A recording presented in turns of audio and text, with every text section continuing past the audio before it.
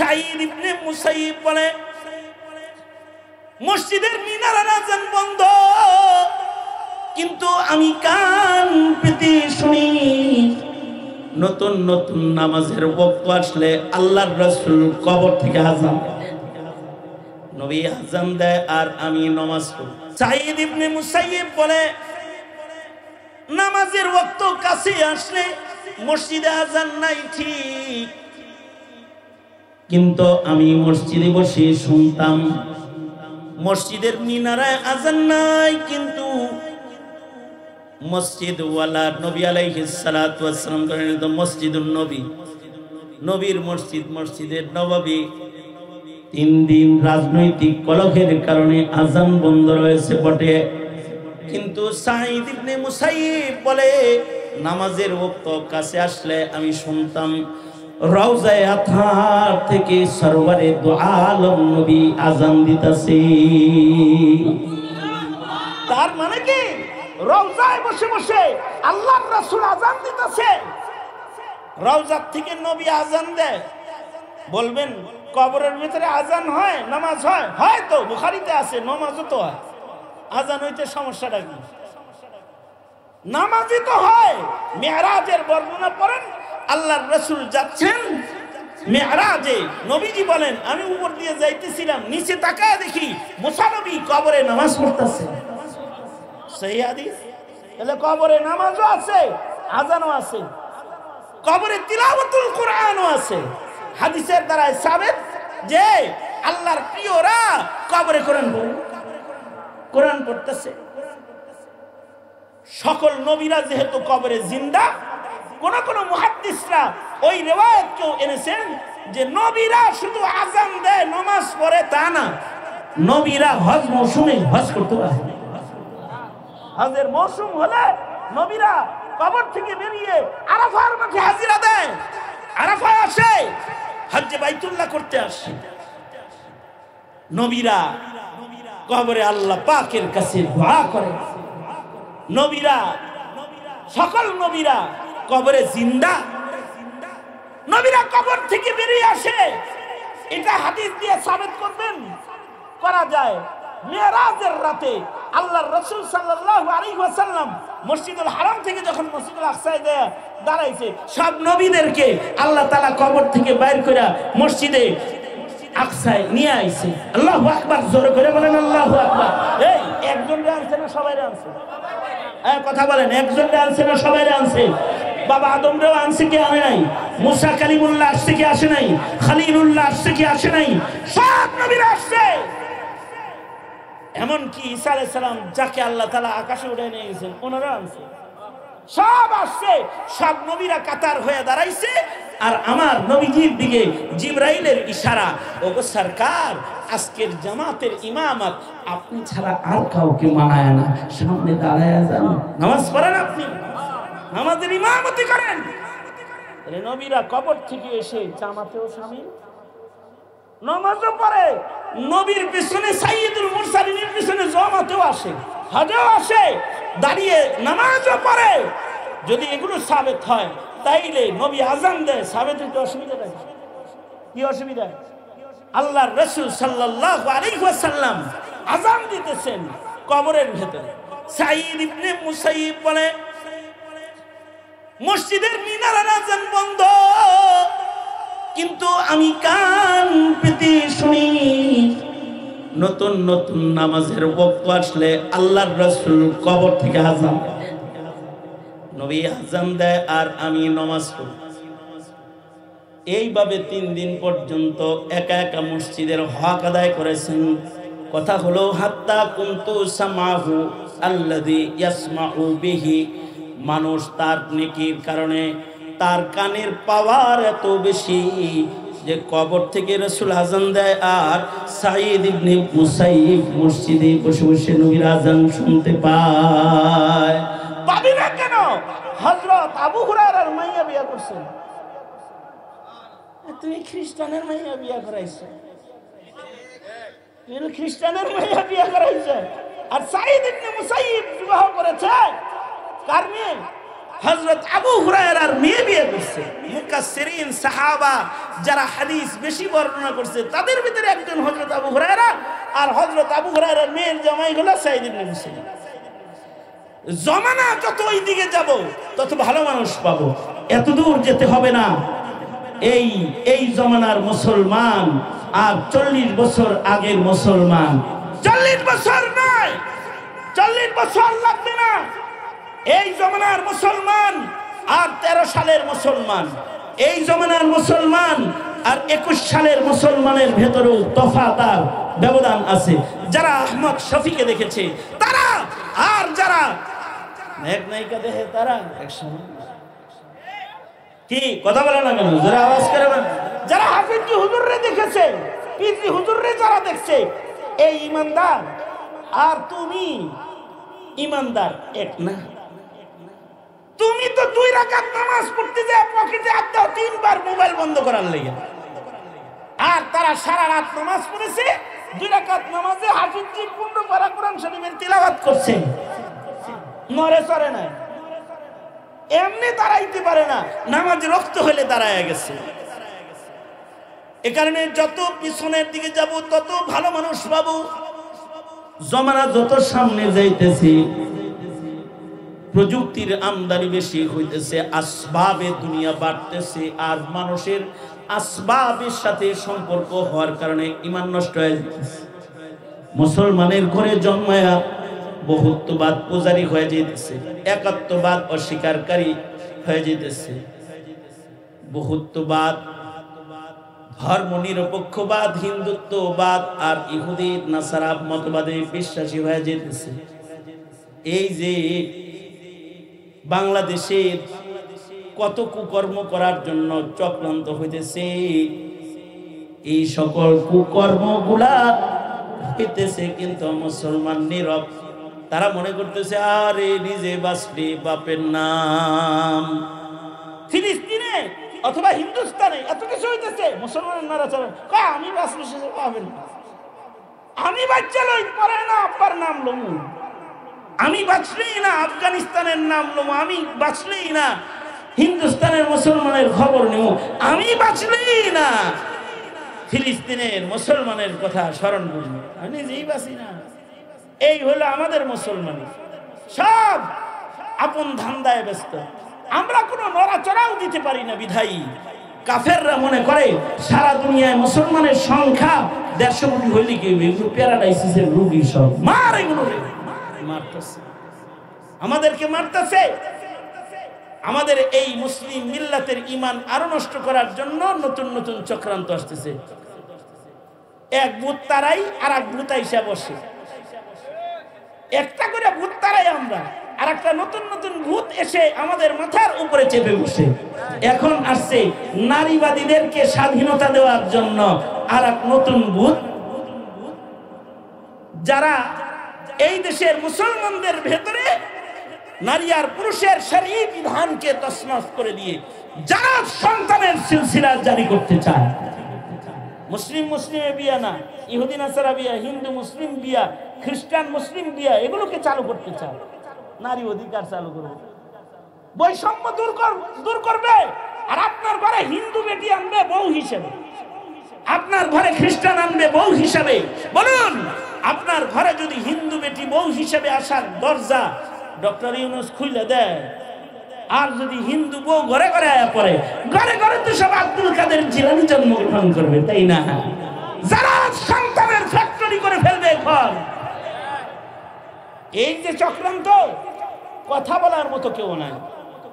সুতরাং আমি আপনাদেরকে অনুরোধ জানাবো, আগামী 3রা মে এই সকল অন্যায়ের প্রতিবাদে, বিশ্বব্যাপী মুসলমানদের উপরে নির্যাতনের প্রতিবাদে, আর বাংলাদেশের রাজনীতির চেয়ারে, ক্ষমতার চেয়ারে বসে মুসলমান ও ইসলাম নিয়ে চক্রান্তকারী দুষ্ট শাসকদের মোকাবেলায় এক মহাগণ সমাবেশ ডাক দিয়েছে হেফাজতে ইসলাম বাংলাদেশ। আগামী 3 তারিখ দলমত নির্বিশেষে ঈমান বাঁচাতে, জাতি বাঁচাতে, নিজের প্রজন্মকে বাঁচাতে, এই মিশন সফল করার জন্য আপনারা সর্বাত্মক তৈয়ারি নিতে রাজি আছেন তো? ইনশাআল্লাহ। দিন যাইতেছে আমরা কিয়ামতের দিকে অগ্রসর হইতেছি। দিন যত যাইতেছে কিয়ামত তত নিকটে আসতেছে, আর দিন যত যাইতেছে আমরা জমানায়ে নবুয়ত থেকে ধীরে ধীরে ধীরে ধীরে দূরে সরতেছি। জমানায়ে নবুয়তের কাছাকাছি যারা, তাদের ঈমান ভালো, তাদের আমল ভালো, তাদের তাকওয়া ভালো। আর যত কিয়ামতের কাছাকাছি যাব তত মানুষের ঈমান কমজোর, আমল কমজোর, মানুষের আখলাক কমজোর পাবো। এক সময় কিয়ামতের পূর্ব মুহূর্তে এমন অবস্থা হবে যে গোটা জমিনে নেককার মানুষ থাকবে না। যখন একজনও থাকবে না, একটা মানুষ নেককার নাই, একটা মানুষ আল্লাহ আল্লাহ জপনেওয়ালা নাই, তো আল্লাহ তাআলা ইসরাফিলকে বলবেন, এবার আর পৃথিবী রাখার দরকার নাই, বাঁশি বাজায় দাও। তো দিন যত যাইতেছে তত কিয়ামত কাছে আসতেছে। এই কারণে সূরা ফাতিহার ভেতরে প্রতি নামাজের রাকাতে রাকাতে আল্লাহ তাআলার কাছে আমরা দোয়া করি। আল্লাহ আমাদেরকে দোয়া করায় যে সামনে যে চাকচিক্য পৃথিবী আসতেছে, তুমি ওই রকম হইলে হইব না, তোমাকে হতে হবে তোমার পূর্বে যারা এই পৃথিবীতে আমার পছন্দনীয় পথে চলে আমার কাছ থেকে তারা জান্নাতের পুরস্কার পাইছে, তোমাদেরকে ওই রকম হইতে হইব। এই কারণে সূরা ফাতিহায় কিন্তু আল্লাহর কাছে আমরা বলতে থাকি প্রতি রাকাতে রাকাতে, ইহদিনাস সিরাতাল মুস্তাকিম, ইহদিনাস সিরাতাল মুস্তাকিম, সিরাতাল্লাযীনা আন'আমতা আলাইহিম গায়রিল মাগদুবি আলাইহিম ওয়ালাদ-দাল্লিন।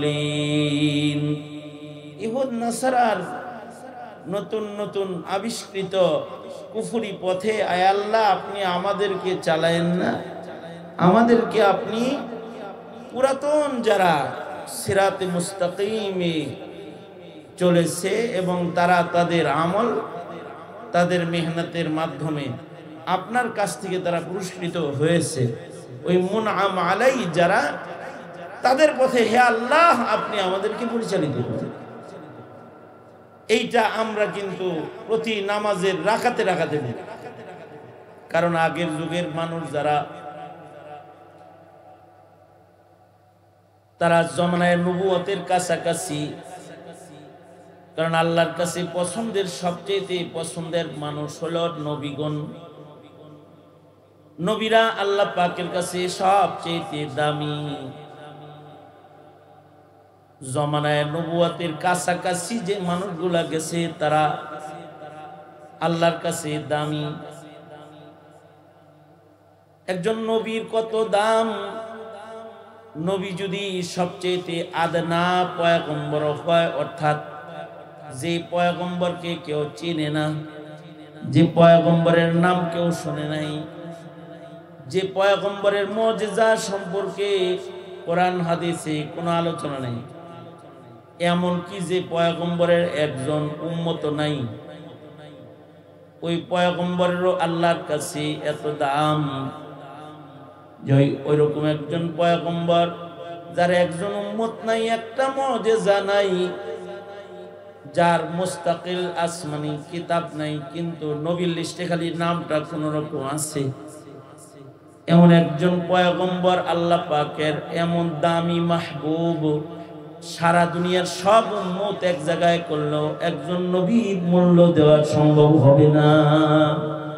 নবী তো নবী, নবী এত দামি, সব নবীর নাম আমরা জানি না। কোরআন হাদিসে তো সব পয়গম্বরের নাম নাই, লক্ষাধিক নবী রাসূল দুনিয়াতে আসছে, কিন্তু আমরা নাম কি আর 1 লাখের জানি? লক্ষাধিক পয়গম্বর তো আসছে, সবার নাম আমরা জানি না। মসজিদুল আকসার আশপাশে হাজার হাজার পয়গম্বরের কবর আছে, সবার নাম আমরা জানি না। মসজিদুল আকসা 10,000 পয়গম্বরের কিবলা ছিল। 10,000 পয়গম্বর মসজিদুল আকসা এটাকে আল কুদুসকে কিবলা বানায় ইবাদত করছে। 10,000 নবীর নাম তো আমরা জানি না, অথবা আল্লাহর কোরআনে সব নবীর আলোচনাও নেই, আল্লাহর কোরআনে সব নবীর মুজিজা বর্ণিত নাই, নবীর হাদিসেও সব পয়গম্বরের আলোচনা নাই। কিন্তু পয়গম্বররা আল্লাহর কাছে পুরস্কৃত 1 নাম্বার কাফেলা, মুনআম আলাইদের 1 নাম্বার, তাদের দাম সবচেয়ে বেশি। দুনিয়ার সব উম্মত একত্রিত করলেও একজন নবীর সমান হবে না। জমানায় নবুয়তের ইতি ঘটেছে শ্রেষ্ঠ নবী আপনার আমার নবী মুহাম্মদুর রাসূলুল্লাহ সাল্লাল্লাহু আলাইহি ওয়াসাল্লামের আগমনের মাধ্যমে। আমাদের নবী আলাইহিস সালাম তিনি পয়গম্বরদের পুরস্কৃত কাফেলার শেষ। আমাদের নবীজির পরে কিয়ামত পর্যন্ত আর কোনো নবী নেই। আমাদের নবী শেষ নবী এবং শ্রেষ্ঠ নবী। বুঝে থাকলে বলেন, আমাদের নবীজির পরে কিয়ামত পর্যন্ত কেউ যদি নবী দাবি করে, সে কি আসল নবী না বর্ণ নবী? সে কি মুসলমান, মুমিন না কাফের? জোরে আওয়াজ করে বলেন, সে কি মুমিন না কাফের? তার অনুসরণ যারা করবে তারাও কাফের। কারণ আমাদের নবীজি শেষ নবী, নবীদের কাফেলা আমাদের নবীজির মাধ্যমে ইতি ঘটছে। মা কানা মুহাম্মাদুন আবা আহাদিম মির রিজালিকুম ওয়ালাকির রাসূলুল্লাহি ওয়া খাতামান নাবিয়্যিন। আমাদের নবী আলাইহিস সালাম সম্পর্কে আল্লাহ তাআলা বলেন, আমাদের নবীজি খাতামুন নাবিয়্যিন। আর আল্লাহর রাসূল নিজেও বলেন, আনা খাতামুন নাবিয়্যিন।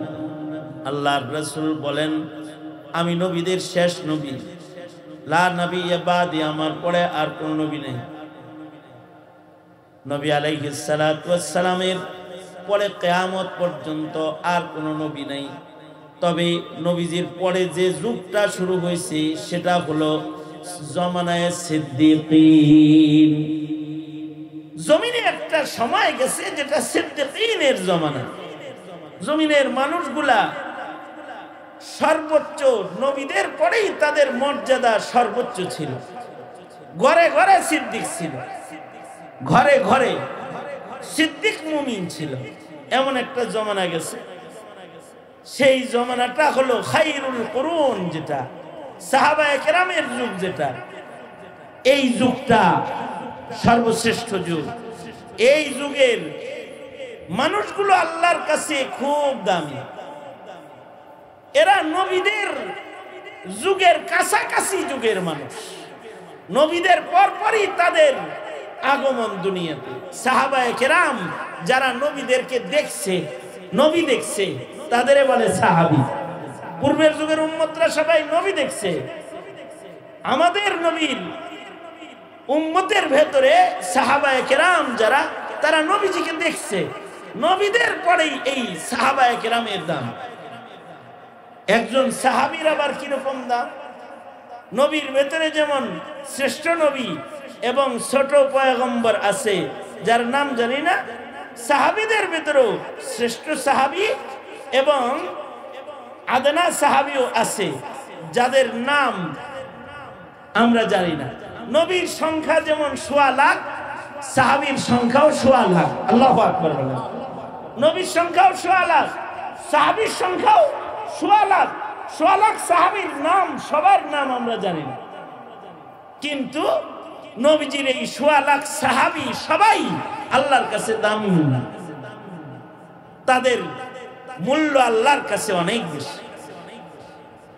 এ কারণে আল্লাহ তাআলা কিয়ামত পর্যন্ত যত কালেমাওয়ালা ঈমানদার আসবে তাদের সবাইকে সাহাবায়ে কেরামের মতন ঈমান আনতে, ঈমানের রং ধারণ করতে আল্লাহ তাআলা আদেশ করছে যে তোমরা সাহাবীদের মতো ঈমানদার হও। সাহাবায়ে কেরামের মতো ইমানদার হওয়ার জন্য আল্লাহ তাআলা আদেশ করছেন। আর আল্লাহর রাসূল বলেন, ক্বালা রাসূলুল্লাহি সাল্লাল্লাহু আলাইহি ওয়াসাল্লাম আসহাবি কান্নুজুম বিআইহিম ইক্তাদাইতুম ইহতাদাইতুম। আল্লাহর রাসূল বলেন, আমার সাহাবায়ে কেরাম সবাই হলো তারকার মতো ইমানদার। আমার সাহাবায়ে কেরাম যাহা আছে এদের সবার ঈমান তারকার মতো উজ্জ্বল। সোয়া লাখ সাহাবীর যে কোনো সাহাবী তাকে যদি কেউ অনুসরণ করে, সারা দুনিয়া অনুসরণ করলে, আদনা সে আদনা সাহাবীর অনুসরণ করলে সারা দুনিয়া আল্লাহ পাকের মাহবুব হয়ে যাবে। সারা দুনিয়ার মানুষ যদি আদনা সাহাবীর অনুকরণ করে, এই মানুষগুলো আল্লাহর কাছে দামি মানুষ হয়ে যাবে। অথচ সাহাবায়ে কেরামের ওই যুগকে এই জমানার শিক্ষিত লোক যারা, ডিজিটাল লোক যারা, তারা মধ্যযুগ বলে গালি দেয়। আর ইসলাম বলে ওই যুগটা হলো স্বর্ণযুগ। ইসলাম বলে সাহাবীদের যুগ স্বর্ণযুগ, আর নাস্তিকেরা বলে সাহাবীদের যুগ মধ্যযুগ। ওরা মধ্যযুগ বলে সাহাবায়ে কেরামের জমানাকে গালি দেয়, কিন্তু সাহাবায়ে কেরাম তারা আসলে স্বর্ণযুগের মানুষ ছিলেন। ওইটা হলো খায়রুল কুরুন, স্বর্ণযুগ। আল্লাহর রাসূল সাল্লাল্লাহু আলাইহি ওয়াসাল্লাম বলেন, খায়রুল কুরুনি কারনি, সবচেয়ে উত্তম যুগ হলো আমার যুগ। আল্লাহর রাসূল বলেন, তুবা মান আমানা ওয়া রাআনি, ভাগ্যবান ওই লোকগুলো, দামি ওই মানুষগুলো যারা ঈমান আনছে এবং সরাসরি আমারে দেখছে, নবীজিকে দেখছে। আল্লাহর রাসূল সাল্লাল্লাহু আলাইহি ওয়াসাল্লামকে ঈমানের সাথে যে সাহাবী এক সেকেন্ডের মুলাকাত আর সাক্ষাৎ পেয়েছে তার নাম সাহাবী। ঈমানের সাথে আল্লাহর রাসূলকে এক নজর দেখেছে এমন একজন সাহাবীর দাম অনেক। এমন একজন সাহাবীর উপরে আল্লাহ তাআলা রাজি, রাদিয়াল্লাহু আনহুম ওয়া রাযু আনহু। এই সাহাবীদের টোটাল ১৬ লক্ষ সাহাবী আল্লাহর উপরে রাজি, আর মহান আল্লাহ ১৬ লক্ষ সাহাবীর উপরে রাজি। সব সাহাবীদের উপরে আল্লাহ রাজি। লাহুম দারাজাতুন ইনদা রাব্বিহিম ওয়া মাগফিরাহ, তাদেরকে আল্লাহ তাআলা মর্যাদাও দান করেছেন। তাদেরকে আল্লাহ তাআলা গুনাহ যদি দুনিয়াতে তাদের হয়েও গেছে, তাদের ঈমানের সৌন্দর্যের কারণে আল্লাহ তাদের গুনাহকে মাফ করে দিয়েছেন। সুবহানাল্লাহ। সাহাবীদের জীবনের গুনাহ মাফ, সাহাবীরা মাগফুর। তাদের জীবনে কিছু গুনাহ হলেও তাদের ঈমানের সৌন্দর্যের কারণে আল্লাহ তাদের গুনাহকে ক্ষমা করে দিয়েছে। সাহাবীরা গুনাহ করেন নাই তা না, সাহাবীদের জীবনে গুনাহ হয়েছে। নবীদের জীবনে গুনাহ নাই, আহলুস সুন্নাতি ওয়াল জামাআর আকীদা, নবীরা মাসুম। সাহাবীদের জীবনে গুনাহ থাকলেও সাহাবীদের ঈমানের সৌন্দর্য এত বেশি যে তারা মাগফুর। ছোটখাটো যে সকল গুনাহগুলো তাদের হয়েছে এগুলোকে মহান আল্লাহ মাফ করে দিয়েছেন, ক্ষমা করে দিয়েছেন। সাহাবায়ে কেরামের গুনাহকে আল্লাহ তাআলা মাফ করে দিয়েছেন, কারণ তাদের জীবনে ইবাদত বেশি, গুনাহ কম। তাদের জীবনে, এই কথা বলেন না কেন, তাদের জীবনে ইবাদত বেশি, গুনাহ কম। তাদের জীবনে আখলাক বেশি, আখলাকের সৌন্দর্য বেশি।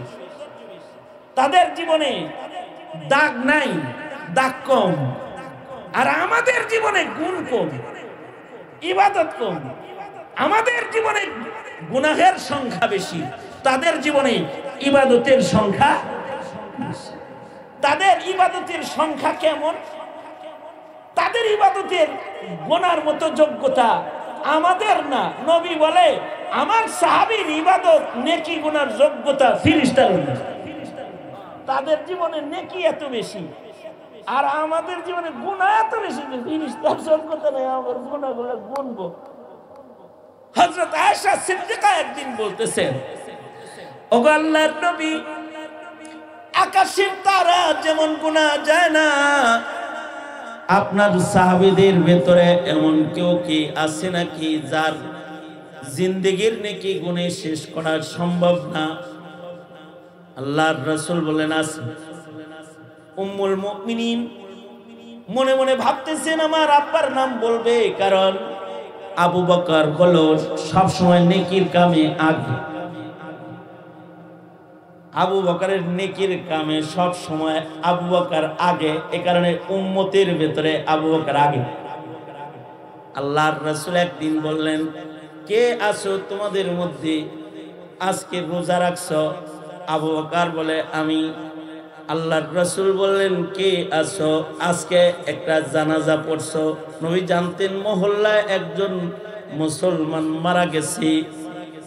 সবার আগে হাত তুললেন আবু বকর। আবু বকর বলে আমি। নবীজি বললেন, কে আছো আজকে ইয়াদাতুল মারিজ করেছো? অসুস্থ রোগীর ইয়াদাত করেছো। একটা রোগী দেখতে গেছিলা, অনেক বড় ইবাদত, ৭০,০০০ রহমতের ফেরেশতা ইয়াদাত করনেওয়ালার জন্য রহমতের দোয়া করে। আল্লাহর রাসূল বললেন, তোমাদের মধ্যে কেউ কে আছো যে ইয়াদাতুল মারিজ করে? আবু বকর কয় আমি। আল্লাহর রাসূল বললেন, কেউ কে আছো আজকে সাদকা করছো? আবু বকর বলে আমি আছি, সাদকা করছি। অর্থাৎ আল্লাহর নবী যা মুখ দিয়া উচ্চারণ করে এই কামটা আজকে কে করছে? আবু বকর কয় আমি করছি। তার মানে আবু বকরের নেকি এত বেশি যে হযরত আয়েশা সিদ্দিকার ইয়াকিন, আল্লাহর রাসূল আমার আব্বার নাম বলবে। তো জিগাইলেন, যার নেকি গুনাহ যাবে না তিনি কে? তো আল্লাহর রাসূল বললেন ওমর। আল্লাহর রাসূল বললেন ওমর, ওমরের নেকি গুনাহ যাবে না। হযরত আয়েশা সিদ্দিকার মন খারাপ হইছে। উনি বলে, আব্বা, আমার আব্বা, তোমার আব্বার নেকি গুনাহ লাগে নাকি? কিছু মানুষ আছে তাদের নেকি অল্প কিন্তু ওজন বেশি। তোমার আব্বা হেই গুণে মরে গেছে। উমরের গোটা জিন্দেগীর নেকি দিয়েও তোমার বাবার হিজরতের রাতগুলোর মূল্য দেওয়া সম্ভব হবে না। উমরের নেকি গুনাহ যাবে না, কিন্তু আবু বকরের কয়েক রাতের কাছে, আবু বকরের কয়েক রাতের কাছে ৩ রাত, এই ৩টা রাতের কাছে উমরের গোটা জিন্দেগী ম্লান। এ কারণে হযরত উমর বারবার আবু বকরকে বলতেন, আবু বকর আপনার হিজরতের রাত ৩টা আমারে দেন, আর আমার জিন্দেগীর সব নেকিগুলো আপনি নেন। এটা বলতেন। মানুষ ভালো তো নেকির ওজনও ভালো। একদিকে নেকির সংখ্যা ভালো, আর একদিকে নেকির ওজন ভালো। নেকির ওজন ভালো, নেকির ওজনও ভালো, নেকির সংখ্যাও ভালো। এত সংখ্যায় নেক ওনারা করছেন যে ওনাদের নেকির কারণে সাহাবী হওয়ার পরেও ওনারা আসলে নবী হওয়ার উপযুক্ত। যেমন নবীর সোহবতে সাহাবী নবী হওয়ার উপযুক্ত হয়ে যায় নেকির কারণে। যেমন হযরত ইমরান আলাইহিস সালাতু ওয়াস সালাম, হযরত ইমরান আলাইহিস সালামের সাহাবীদের ভেতরে হযরত জাকারিয়া কিন্তু হযরত ইমরান আলাইহিস সালামের সাহাবী। হযরত ইমরানের ইন্তেকালের পরে আল্লাহ তাআলা ওনার সাহাবীদের ভেতরে হযরত জাকারিয়াকে নবুয়ত দান করলেন। আল্লাহর রাসূল বলেন, আমার সাহাবীর ভিতরে যদি আমার মৃত্যুর পরে কাউরে নবুয়তি দেওয়ার লাইন খোলা থাকতো, তাহলে আমার সাহাবীর ভেতরে ওই রকম জাকারিয়া আলাইহিস সালাম মার্কা একটা উম্মতের নাম হলো, সাহাবীর নাম হলো উমর। লাউ কানা বাদি নবিয়্যুন লাকানা উমর। আমার পরে কেউ নবী হইলে উমর নবী হয়ে যেত। এখন প্রশ্ন আসে, আবু বকরের নেকির ওজন বেশি, তো উমরের কথা রাসূল বলে কেন যে আমার পরে কেউ নবী হইলে উমর হইতো? তো উলামায়ে কেরাম বলেন, আরে আবু বকর উমর তো নবীর ওফাতের পরে কেউ নবী হইলে উমর হইতো, আর আবু বকর হলো নবীজির সাথে নিসবতে ইত্তেহাদি। নবীজির জমানায় যদি এক নবীর জমানায় যে আরেক নবীরে নবুয়ত দেয়, যেমন মুসা আলাইহিস সালাম নবী, হারুন আলাইহিস সালাম নবী, এরকম দাউদ আলাইহিস সালাম নবী, সুলাইমান আলাইহিস সালাম নবী। যদি আমাদের নবীর উপস্থিতিতে কাউকে নবুয়ত দেওয়া হতো, তাহলে আবু বকরকে নবুয়ত দেওয়া হতো। কারণ নবীর পরে আর নবী নাই, এই কারণে আবু বকরকে নবুয়ত, উমরকে নবুয়ত আল্লাহ তাআলা দেন নাই, কারণ আমাদের নবী শেষ নবী। আমাদের নবী কি? জোরে বলেন, আরো জোরে আওয়াজ করে বলেন, আমাদের নবী শেষ নবী। আমাদের নবীর পরে আর নবী নেই। কিন্তু নবীজির উপস্থিতি যদি কাউকে নবুয়ত দেওয়া হতো তো আবু বকরকে দেওয়া হতো, কারণ আবু বকরের ভেতরে নিসবতে ইত্তেহাদি, আল্লাহর রাসূলের রঙের সাথে আবু বকরের রং হুবহু মিল। কত বড় মাকাম হযরত আবু বকরের, যে আল্লাহর রাসূল বলেন, ক্বালা রাসূলুল্লাহ সাল্লাল্লাহু আলাইহি ওয়াসাল্লাম, লাউ কুনতু মুত্তাখিযান খলিলান বা'দা রাব্বি লাত্তাখাযতু আবা বকরিন খলিলা। আল্লাহর রাসূল বলেন, আমি যদি আল্লাহ ছাড়া অন্য আর কাউকে বন্ধু বানাইতাম মানুষের ভিতরে, আমি যদি কাউকে বন্ধু বানাইতাম, হাবিবুল্লাহ আল্লাহ তাআলার বন্ধু, রব্বুল আলামিনের বন্ধু, রহমাতুল লিল আলামিন, আল্লাহর রাসূল রহমাতুল লিল আলামিন বলে, আমি যদি আল্লাহর পরে আর কাউকে বন্ধু হিসেবে মানুষের ভেতরে কাউকে চয়ন করতাম, গ্রহণ করতাম, লাউ কুনতু মুত্তাখিযান খলিলান বা'দা রাব্বি লাত্তাখাযতু আবা বকরিন খলিলা। আমি কাউকে বন্ধু বানাইলে আল্লাহ ছাড়া আবু বকরকে আমি বন্ধু বানায় ফেলতাম। কত বড় মাকাম! এ কারণেই আবু বকর আবার বলে, আল্লাহর নবী, আপনার উম্মতের ভেতরে কেউ কি আছে যারে 8 জান্নাত ডাকবে? রাসূল বলেন আছে। হযরত আবু বকর বলে, কে সে, তার নাম কি? আল্লাহর রাসূল বলেন, তুমি আবু বকরকে জান্নাতের 8 দরওয়াজা ডাকবে। السابقون الأولون من المهاجرين والأنصار, মুহাজির এবং আনসারের ভেতরে ওই সাবেকিন সাহাবী যারা আগে আগে কালেমা পড়ে মুসলমান হয়েছিল, এদের মূল্য সাহাবীদের জামাতের ভেতরে সবচেয়ে বেশি। তবে জমানায়ে নবুয়তের একেবারে কাছাকাছি 1 সেকেন্ডের সোহবত যে সাহাবী পাইছে, এই সাহাবীর মূল্য শ্রেষ্ঠ তাবেঈর চেয়ে বেশি।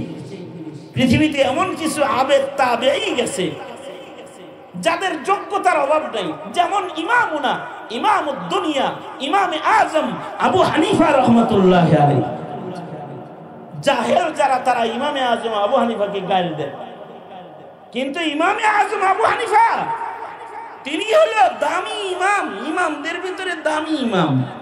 তিনি রাআ আনাসান, তিনি সাহাবী দেখছেন। ইমামে আজম আবু হানিফা তোমাকে বাড়ির পাশের কোন সলিমুদ্দিন কলিমুদ্দিন না। ইমামে আজম আবু হানিফা হইলেন নবীর সাহাবী দেখনেওয়ালা খুশনসিব যে সকল মানুষ, তাদের ভেতরে একজন। ইমামে আজম আবু হানিফা রাআ আনাসান, তিনি হযরত আনাসকে দেখেছেন। তার মানে ইমামে আজম আবু হানিফা তাবেঈ। সাহাবীর পরেই সবচেয়ে বেশি মূল্যবান মানুষ জমিনের উপরে তাবেঈ। সাহাবী দেখার কারণে ওনাদের ইবাদতের যোগ্যতা বেশি, আমলের যোগ্যতা বেশি, ইলমি যোগ্যতাও বেশি। সাহাবী দেখছে তো ইমানের পাওয়ার এত যে 2 রাকাত নামাজে টোটাল কোরআন শরীফ খতম করছে। সুবহানাল্লাহ। আগামীকালকে বললেন, এর আরো জোরে করে আওয়াজ করে বলেন, কয় রাকাত নামাজে? 40 বছর রাত্রে ঘুমান নাই, সারা রাতে ইবাদত করছেন। কত বছর? 40 বছর। যেমন বিশিষ্ট তাবেঈ সাঈদ ইবনে মুসাইয়িব, তিনি সুদীর্ঘ 40 বছর তিনি আজান দেওয়ার আগে মসজিদে ঢুকছেন। 40 বছর আজানের আগে মসজিদের ভিতরে ঢুকছেন সাঈদ ইবনে মুসাইয়িব। এরা মানুষ ছিল, কিন্তু আপনার আমার মতো এত কম দামি মানুষ ছিল না। তাদের গায়ে আপনার আমার মতো সুন্দর জামা কাপড়, সুন্দর ঘড়ি, সুন্দর গাড়ি তাদের ছিল না, কিন্তু তারা আল্লাহর কাছে বড় দামি ছিল। হাত্তা কুনতু সামাহু আল্লাযী ইয়াসমাউ বিহি, তাদের কানের পাওয়ার বেশি ছিল, তাদের চোখের পাওয়ার বেশি ছিল। এই সাহাবীদের চোখের পাওয়ার বেশি। যেমন হযরত উমরের কারামত, হাদিস যদি মানে তাহলে উমরের এই কারামত মানতে হয়। হযরত ওমর তিনি মসজিদে নববীর মিম্বরে দাঁড়ায় দাঁড়ায় সারিয়ারে ডাকতেছেন। সারিয়া যুদ্ধ করতেছেন, যুদ্ধের ময়দানে উনি মিম্বরে বয়া বয়া সারিয়াকে দেখতেছেন।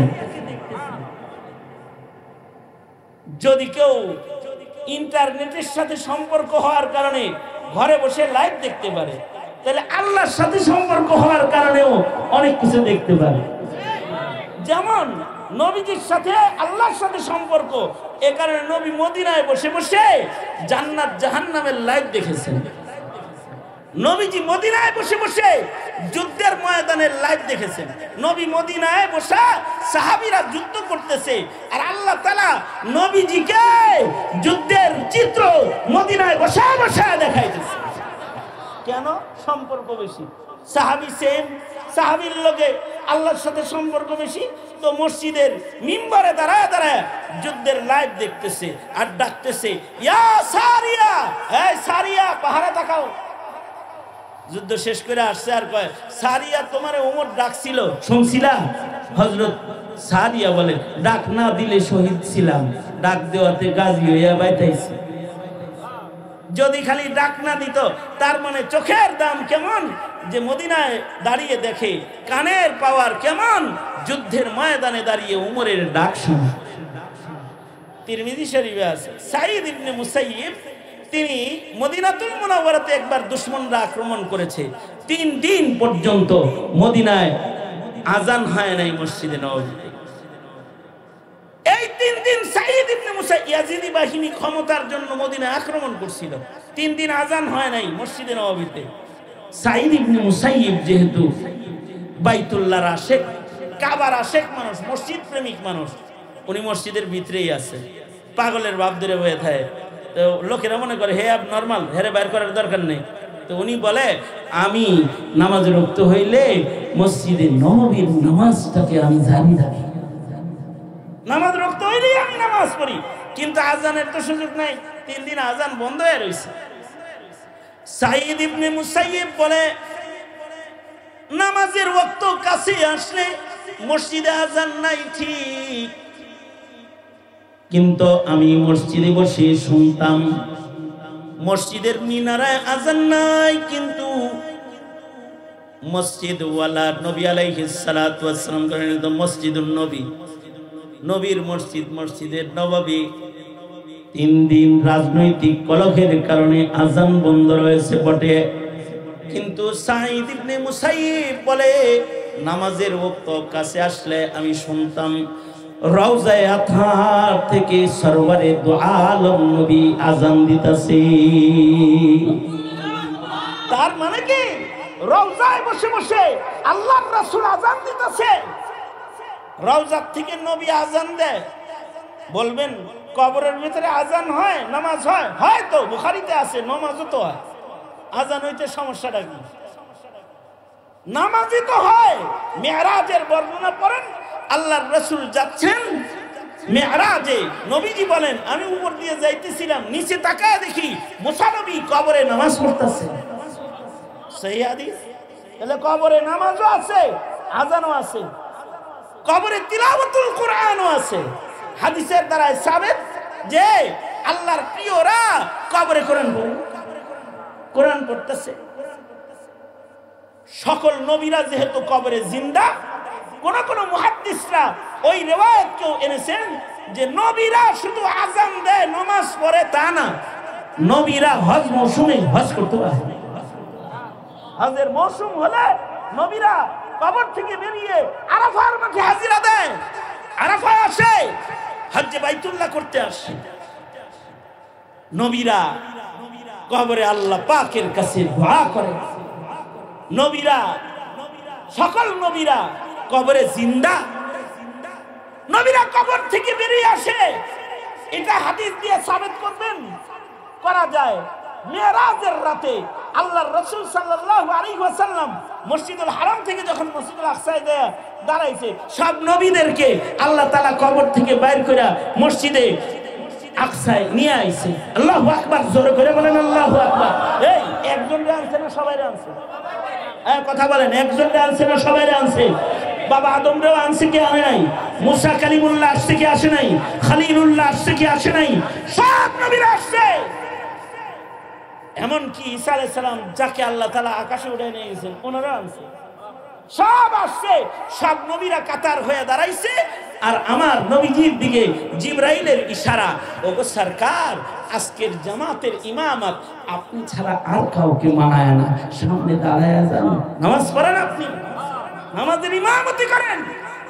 তাহলে নবীরা কবর থেকে এসে জামাতেও শামিল, নামাজও পড়ে, নবীর পিছনে সাইয়্যিদুল মুরসালিনের পিছনে জামাতেও আসে, হজেও আসে, দাঁড়িয়ে নামাজও পড়ে। যদি এগুলো সাবেত হয় তাইলে নবী আযান দেয়, সাবেত হতে অসুবিধা নাই। কি অসুবিধা? আল্লাহর রাসূল সাল্লাল্লাহু আলাইহি ওয়াসাল্লাম আযান দিতেছেন কবরের ভেতরে। সাঈদ ইবনে মুসাইয়িব বলে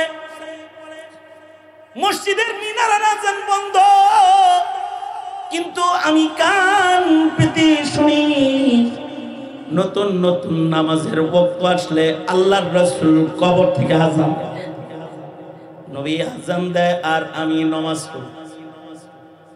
এইভাবে 3 দিন পর্যন্ত একা একা মসজিদের হক আদায় করেছেন। কথা হলো হাত্তা কুনতু সামাহু আল্লাযী ইয়াসমাউ বিহি, মানুষ তার নেকির কারণে তার কানের পাওয়ার এত বেশি যে কবর থেকে রাসূল আযান দেয় আর সাঈদ ইবনে মুসাইয়িব মসজিদে বসে বসে নবীর আযান শুনতে পায়। পাবি না কেন? হযরত আবু হুরায়রার মাইয়া বিয়া করছেন, তুমি খ্রিস্টানের মাইয়া বিয়া করাইছো, তুমি খ্রিস্টানের মাইয়া বিয়া করাইছো। আর সাঈদ ইবনে মুসাইয়িব বিবাহ করেছে কার মেয়ে? হযরত আবু হুরায়রার মেয়ে বিয়ে করছে। মুফাসসিরিন সাহাবা যারা হাদিস বেশি বর্ণনা করছে তাদের ভিতরে একজন হযরত আবু হুরায়রা, আর হযরত আবু হুরায়রার মেয়ের জামাই হলো সাঈদ ইবনে মুসাইয়িব। জমানা যত ওই দিকে যাব তত ভালো মানুষ পাবো, এত দূর যেতে হবে না। এই জমানার মুসলমান আর 40 বছর আগের মুসলমান, 40 বছর নয়, 40 বছর লাগবে না। এই জমানার মুসলমান আর 13 সালের মুসলমান, এই জমানার মুসলমান আর 21 সালের মুসলমানের ভেতরেও তফাৎ আর ব্যবধান আছে। যারা আহমদ শফিকে দেখেছে তারা আর যারা নেক নায়িকা দেখে তারা একসঙ্গে। কি কথা বলে না কেন? যারা আওয়াজ করে না, যারা হাফিজি হুজুররে দেখেছে, পীরজি হুজুররে যারা দেখছে, এই ইমানদার আর তুমি ইমানদার এক না। তুমি তো 2 রাকাত নামাজ পড়তে যায় পকেটে হাত দাও 3 বার মোবাইল বন্ধ করার লাগে, আর তারা সারা রাত নামাজ পড়েছে, 2 রাকাত নামাজে হাফিজি 15 পারা কোরআন শরীফের তিলাওয়াত করছে, মরে চরে না, এমনি দাঁড়াইতে পারে না, নামাজ রক্ত হলে দাঁড়ায় গেছে। এ কারণে যত পিছনের দিকে যাব তত ভালো মানুষ পাবো। জমানা যত সামনে যাইতেছে, প্রযুক্তির আমদানি বেশি হইতেছে, আসবাবে দুনিয়া বাড়তেছে, আর মানুষের আসবাবের সাথে সম্পর্ক হওয়ার কারণে ঈমান নষ্ট হয়ে যাচ্ছে। মুসলমানের ঘরে জন্মায়া বহুত্ববাদ পূজারী হয়ে যেতেছে, একাত্মবাদ অস্বীকারী হয়ে যেতেছে, বহুত্ববাদ, ধর্ম নিরপেক্ষবাদ, হিন্দুত্ববাদ আর ইহুদি নাসারা মতবাদে বিশ্বাসী হয়ে যেতেছে। এই যে বাংলাদেশের কত কুকর্ম করার জন্য চক্রান্ত হইতেছে, এই সকল কুকর্মগুলা হইতেছে কিন্তু মুসলমান নীরব। তারা মনে করতেছে আরে নিজে বাঁচলে বাপের নাম। ফিলিস্তিনে অথবা হিন্দুস্তানে এত কিছু হইতেছে, মুসলমানের নাড়াচাড়া, আমি বাঁচলে সে পাবেন না, আমি বাচ্চা লই পরে না আব্বার নাম লমু, আমি বাঁচলেই না আফগানিস্তানের নাম লমু, আমি বাঁচলেই না হিন্দুস্তানের মুসলমানের খবর নেব, আমি বাঁচলেই না ফিলিস্তিনের মুসলমানের কথা স্মরণ করব, আমি নিজেই বাঁচি না। এই হলো আমাদের মুসলমান, সব আপন ধান্দায় ব্যস্ত। আমরা কোনো নড়াচড়াও দিতে পারি না বিধায়ী কাফেররা মনে করে সারা দুনিয়ায় মুসলমানের সংখ্যা 150 কোটি হইলে কি এগুলো প্যারালাইসিসের রোগী, সব মার, এগুলো মারতেছে, আমাদেরকে মারতেছে। আমাদের এই মুসলিম মিল্লাতের ঈমান আরো নষ্ট করার জন্য নতুন নতুন চক্রান্ত আসতেছে। এক ভূত তারাই আর এক ভূত আইসা বসে, একটা করে ভূত তারাই আমরা, আর একটা নতুন নতুন ভূত এসে আমাদের মাথার উপরে চেপে বসে। এখন আসছে নারীবাদীদেরকে স্বাধীনতা দেওয়ার জন্য আর এক নতুন ভূত, যারা এই দেশের মুসলমানদের ভেতরে নারী আর পুরুষের শরঈ বিধানকে তছনছ করে দিয়ে যারা সন্তানের সিলসিলা জারি করতে চায়। মুসলিম মুসলিমে বিয়া না, ইহুদি নাসারা বিয়া, হিন্দু মুসলিম বিয়া, খ্রিস্টান মুসলিম বিয়া, এগুলোকে চালু করতে চায়। নারী অধিকার চালু করবে, বৈষম্য দূর করবে। আর আপনার ঘরে হিন্দু বেটি আনবে বউ হিসেবে, আপনার ঘরে খ্রিস্টান আনবে বউ হিসেবে। বলুন, আপনার ঘরে যদি হিন্দু বেটি বউ হিসেবে আসার দরজা ডক্টর ইউনূস খুলে দেয়, আর যদি হিন্দু বউ ঘরে ঘরে আয়া পড়ে, ঘরে ঘরে তো সব আব্দুল কাদের জিলানী জন্মগ্রহণ করবে, তাই না? যারা সন্তানের ফ্যাক্টরি করে ফেলবে ঘর। এই যে চক্রান্ত, কথা বলার মতো কেউ নাই। সুতরাং আমি আপনাদেরকে অনুরোধ জানাবো, আগামী ৩রা মে এই সকল অন্যায়ের প্রতিবাদে, বিশ্বব্যাপী মুসলমানদের উপরে নির্যাতনের প্রতিবাদে, আর বাংলাদেশের রাজনীতির চেয়ারে, ক্ষমতার চেয়ারে বসে মুসলমান ও ইসলাম নিয়ে চক্রান্তকারী দুষ্ট শাসকদের মোকাবেলায় এক মহাগণ সমাবেশ ডাক দিয়েছে হেফাজতে ইসলাম বাংলাদেশ। আগামী ৩ তারিখ দলমত নির্বিশেষে ঈমান বাঁচাতে, জাতি বাঁচাতে, নিজের প্রজন্মকে বাঁচাতে, এই মিশন সফল করার জন্য আপনারা সর্বাত্মক তৈয়ারি নিতে রাজি আছেন তো? ইনশাআল্লাহ আল্লাহ তাআলা সবাইকে কবুল আর মঞ্জুর করুক, আমিন। আমাদের সকলকে আল্লাহ তাআলা কবুল করুক। হ্যাঁ, হুযাইফি, ওবায়দুর রহমান হুযাইফি, সে তো আপনাদের দেশের রত্ন সন্তান। তার আব্বাজানের জন্য দোয়া। তার আব্বা একজন বুজুর্গ, ওই যে আগে যায় সে দামি মানুষ চলে যায়। তার আব্বাকে আল্লাহ তাআলা জান্নাতের আলী মাকাম দান করুক। হুযাইফিকে আল্লাহ তাআলা এই দেশ ও জাতির জন্য মেহনত করার জন্য, আকাবির ও আসলাফদের পদাঙ্ক অনুসরণ করার জন্য আল্লাহ তাআলা তৌফিক দান করুন, আমিন। এতটুকুন বলেই আজকের সংক্ষিপ্ত কথা এখানেই শেষ করছি। जो कुछ हुआ या रब तेरे करम से, जो कुछ होगा तेरे करम से ही होगा। আল্লাহ তাআলা আকাবির ও আসলাফদের অনুকরণের মাধ্যমে ঈমানের রংকে আল্লাহর পছন্দের বানাইবার তৌফিক আমাদের আল্লাহ দান করুন, আমিন। আসসালামু আলাইকুম ওয়া রাহমাতুল্লাহি ওয়া বারাকাতুহু।